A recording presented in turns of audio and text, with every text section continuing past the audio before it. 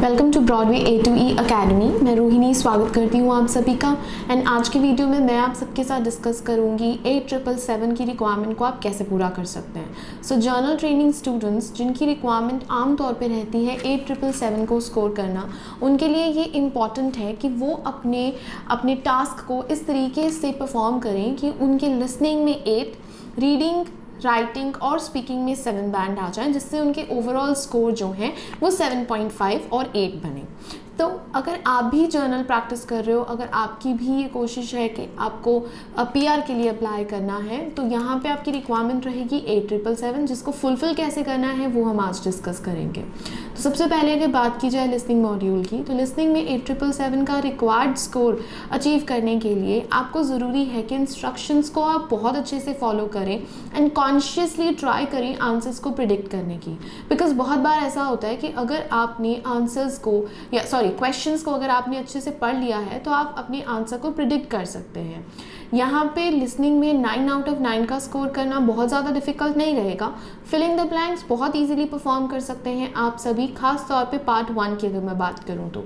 जहाँ तक बात रहती है पार्ट 4 की, क्योंकि ये एक सेमिनार बेस्ड और लेक्चर बेस्ड इंफॉर्मेशन डिलीवर करता है स्पीकर, तो यहाँ पे आप कोशिश करो कि ज़्यादा से ज़्यादा आप लेंदी डिस्कशंस को सुने, आप लेक्चर बेस्ड इंफॉर्मेशन को अंडरस्टैंड करें और कोशिश करें उनमें यूज़ होने वाले कुछ ऐसे वोकैबुलरी वर्ड्स को जिससे कि आप अपने कंसेप्ट को अंडरस्टैंड कर सकते हैं। तो यहाँ पे बेसिकली सेक्शन 4 में बहुत सारे वोकैबुलरी वर्ड्स यूज़ होते हैं जो कि नॉर्मली ज़रूरी है समझना, क्योंकि उन्हीं से काफ़ी हद तक आप अपने आंसर को ग्रैब कर सकते हो, अपने आंसर्स को फाइंड आउट कर सकते हो।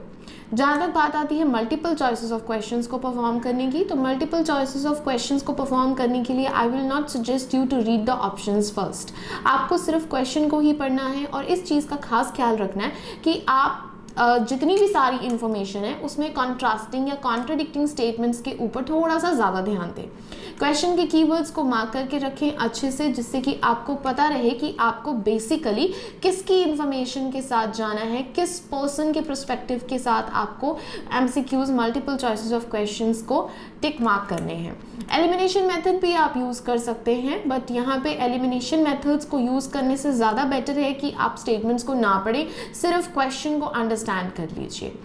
जहाँ तक बात आती है स्पीड की, तो ये इट्स इम्पॉर्टेंट कि आपकी स्पीड भी होनी चाहिए। आप ऐसे लिसनिंग्स परफॉर्म करें जो कि थोड़ी सी फास्ट है, जिससे कि आपका बेस बन सके। आप इनिशियली वो वाली लिसनिंग्स प्रैक्टिस कीजिए अगर आप फर्स्ट टाइम 8777 रिक्वायरमेंट को पूरा करने जा रहे हो, जो कि जिससे आपका बेस स्ट्रॉन्ग हो जाए, तो उसके लिए आप कैम्ब्रिज की बुक्स यूज़ कर सकते हैं। आगे बढ़ते हैं रीडिंग की तरफ। रीडिंग के लिए बेसिकली इट्स इम्पॉर्टेंट कि आपको टिप्स एंड टेक्निक्स क्लियर होनी चाहिए और time management it's very important, क्योंकि रीडिंग जो जर्नल स्टूडेंट्स की होती है वो एकेडमिक से थोड़ी सी डिफरेंस है। यहाँ पे आपको डेफिनेटली लेंदी पैराग्राफ्स नहीं पढ़ने पड़ते, बट यहाँ लॉजिक्स बहुत सारे यूज़ होते हैं। तो लॉजिक बेस्ड इंफॉर्मेशन को अंडरस्टैंड करने के लिए I suggest you to read more reading content. आप जितना ज़्यादा रीडिंग कंटेंट पढ़ेंगे उतनी ही ज़्यादा आपकी रीडिंग जो है वो स्पीड इंप्रूव होगी उसकी। इसी के साथ यहाँ पे जो रीडिंग्स बेसिकली आते हैं वहाँ पे आपको स्किमिंग और स्कैनिंग की तो डेफिनेटली ज़रूरत है ही, उसके साथ थोड़ी सी अपनी अंडरस्टैंडिंग को भी इम्प्रूव कीजिए। और टाइम मैनेजमेंट आपकी इस तरह से होनी चाहिए कि आप ईच पैसेज 17 मिनट्स ही दें। रीज़न बीइंग कि एकेडमिक स्टूडेंट्स को तो बेसिकली 3 पैसेजेस ही आते हैं, बट इन टोटल अगर जर्नल स्टूडेंट्स की बात की जाए तो उनका जो टेस्ट रहता है रीडिंग का वो 5 डिफरेंट कंटेंट्स पे 5 डिफरेंट टाइप ऑफ पैसेजेस पे बेस्ड होगा। It means there first 2 sections will be subdivided into 2 सब कैटेगरीज। तो वो सब कैटेगरीज को पूरा करने के लिए आपके टॉपिक भी चेंज हो जाते हैं और आपके सेट ऑफ क्वेश्चंस भी हो सकते हैं उसमें चेंज हो जाएं, तो उसके लिए स्पीड बहुत ज़रूरी है। As far as writing is concerned, writing के लिए अगर आप सिंपल वे आप यूज़ कर रहे हो हैंड राइटिंग का, तो इट्स इम्पॉर्टेंट कि आप उसमें कॉम्प्लेक्सिटीज़ लेके आओ। If your requirement is to get 7 और अबव, तो उसके लिए ज़रूरी है कि सिर्फ सैम्पल सेंटेंसेज ही नहीं, कॉम्प्लेक्स और कंपाउंड सेंटेंसेज का भी मिक्सचर होना चाहिए।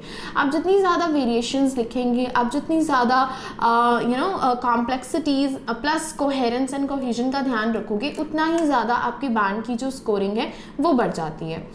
जहाँ तक बात आती है वोकेबलरी की, so don't repeat the words. आप सिनोनिम्स यूज़ कर सकते हैं। You can definitely use vocabulary words, but वो अनकॉमन नहीं होने चाहिए। ऐसा नहीं लगना चाहिए कि आपने उन वर्ड्स को क्रैम किया है। Understand the question first and उसकी रिक्वायरमेंट को सबसे पहले देखें कि क्या रिक्वायरमेंट है, आपसे किस चीज़ की डिमांड की गई है।